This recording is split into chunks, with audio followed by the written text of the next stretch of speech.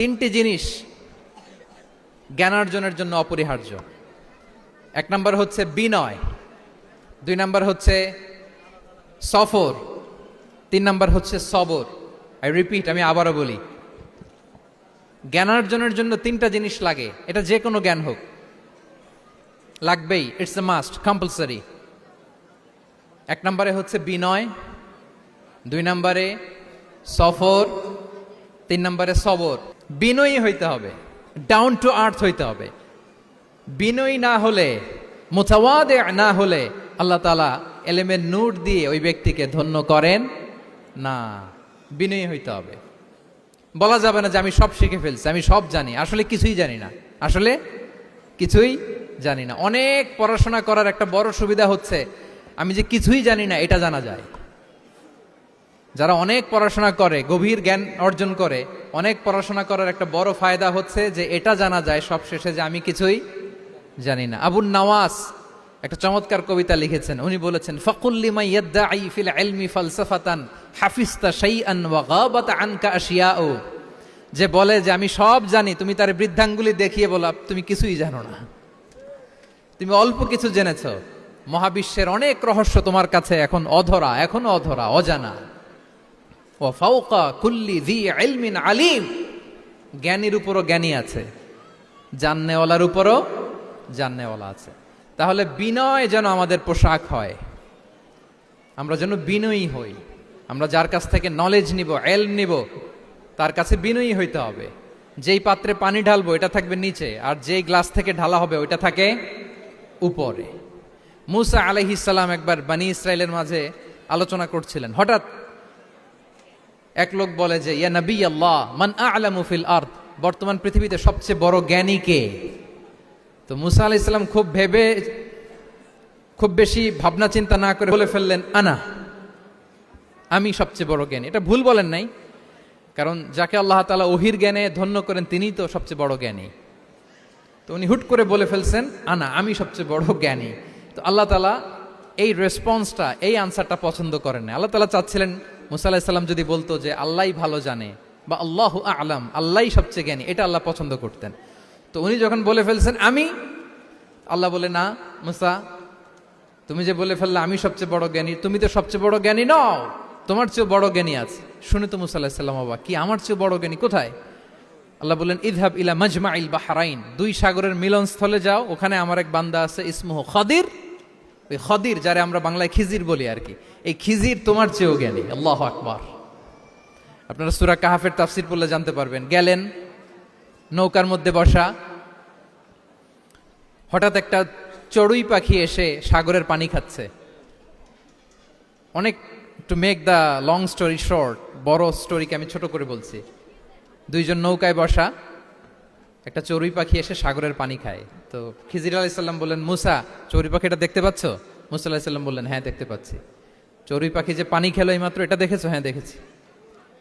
পানি খাওয়ার কারণে চড়ুই পাখির চঞ্চুতে, মানে ঠোঁটে যে একটু সাগরের ছিটে ফোটা পানি লেগেছে, দেখেছো? মুসা আলাইহিস সালাম বললেন, হ্যাঁ দেখেছি। তো খিজির আলাইহিস সালাম বললেন, এই যে সাগর থেকে, মহাসাগর থেকে পানি খাওয়ার কারণে চড়ুই পাখির ঠোঁটে সামান্য সাগরের ছিটে ফোটা পানি যতটুকু ঠোঁটে লেগে আছে, এটা হচ্ছে তোমার, আমার আর মহাবিশ্বে আমরা যারা আছি সবার জ্ঞান।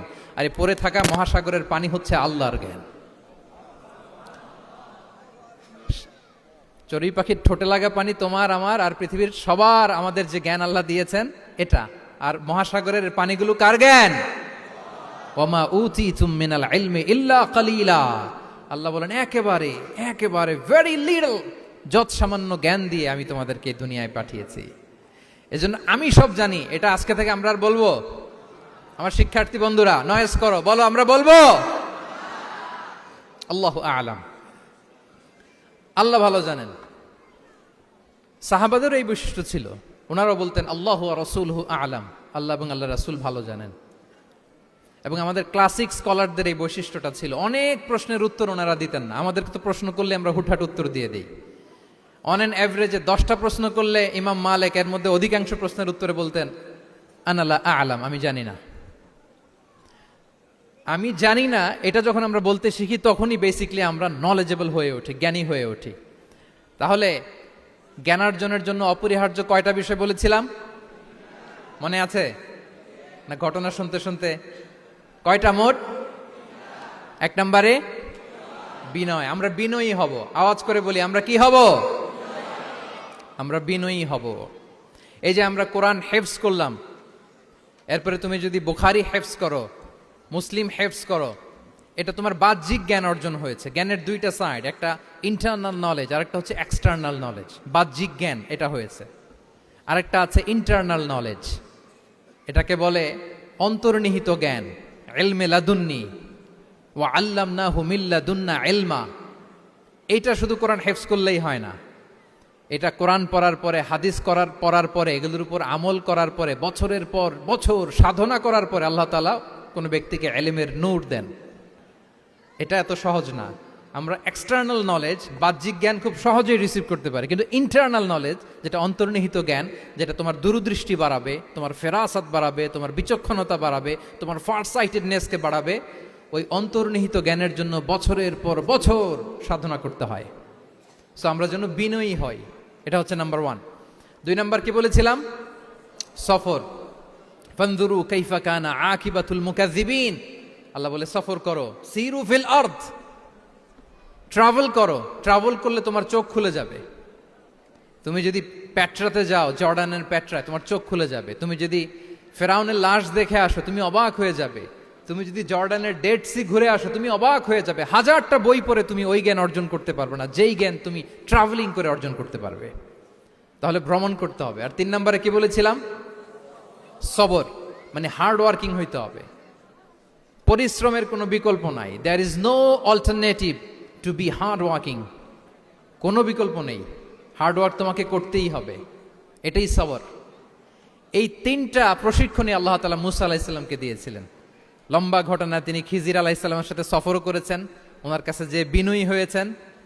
তারপরে বারবার উনি ধৈর্যহারা হয়ে যাচ্ছিলেন, আল্লাহ ধৈর্যেরও পরীক্ষা নিয়েছেন। তাহলে বিনয়, সফর এবং সবর, এই 3টা জিনিস জ্ঞানার্জনের জন্য অপরিহার্য।